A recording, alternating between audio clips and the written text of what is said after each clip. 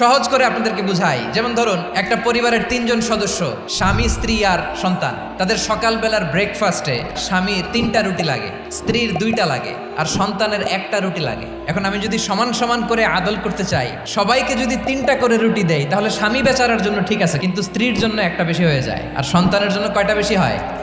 আচ্ছা, 2টা করে যদি সবাই দেয় সমান সমান নীতিতে, তাহলে স্ত্রীর জন্য, স্ত্রী বেচারির জন্য ঠিক আছে, কিন্তু স্বামীর কয়টা কম পড়ে? আর সন্তানের বেশি হয়ে যায় কয়টা? আচ্ছা, সমান সমান নীতিতে সবাইকে যদি সকালের নাস্তার জন্য 1টা করে রুটি দেই, সন্তানের জন্য ঠিক আছে, কিন্তু স্ত্রী বেচারির কম পড়ে কয়টা? স্বামীর কম পড়ে কয়টা? 2টা। আর আমি যদি স্বামীকে দেই 3টা, স্ত্রীকে দেই 2টা, আর সন্তানকে দেই 1টা, তাহলে কারো অপচয় হবে না। যেখানে যার যতটুকু দরকার তাকে সেখানে ঠিক ততটুকু দিয়ে দেওয়ার নামই হচ্ছে আদল। আমরা বুঝতে পারলাম আল আদ শব্দের মানে হচ্ছে ইনসাফ বা সুবিচার বা ন্যায় বিচার। সহজ করে আপনাদেরকে বুঝাই, যেমন ধরুন একটা পরিবারের 3 জন সদস্য, স্বামী, স্ত্রী আর সন্তান। তাদের সকালবেলার ব্রেকফাস্টে স্বামীর 3টা রুটি লাগে, স্ত্রীর 2টা লাগে, আর সন্তানের 1টা রুটি লাগে। এখন আমি যদি সমান সমান করে আদল করতে চাই, সবাইকে যদি 3টা করে রুটি দেই, তাহলে স্বামী বেচারার জন্য ঠিক আছে, কিন্তু স্ত্রীর জন্য একটা বেশি হয়ে যায়। আর সন্তানের জন্য কয়টা বেশি হয়? আচ্ছা, 2টা করে যদি সবাই দেয় সমান সমান নীতিতে, তাহলে স্ত্রীর জন্য, স্ত্রী বেচারির জন্য ঠিক আছে, কিন্তু স্বামীর কয়টা কম পড়ে? আর সন্তানের বেশি হয়ে যায় কয়টা?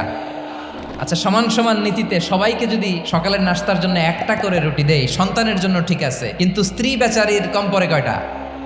স্বামীর কম পড়ে কয়টা? 2টা। আর আমি যদি স্বামীকে দেই 3টা, স্ত্রীকে দেই 2টা, আর সন্তানকে দেই 1টা, তাহলে কারো অপচয় হবে না। যেখানে যার যতটুকু দরকার তাকে সেখানে ঠিক ততটুকু দিয়ে দেওয়ার নামই হচ্ছে আদল। আমরা বুঝতে পারলাম আল আদ শব্দের মানে হচ্ছে ইনসাফ বা সুবিচার বা ন্যায় বিচার।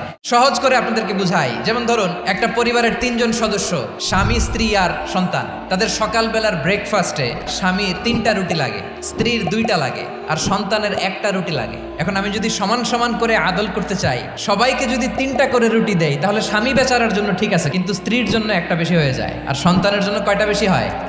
আচ্ছা, 2টা করে যদি সবাই দেয় সমান সমান নীতিতে, তাহলে স্ত্রীর জন্য, স্ত্রী বেচারির জন্য ঠিক আছে, কিন্তু স্বামীর কয়টা কম পড়ে?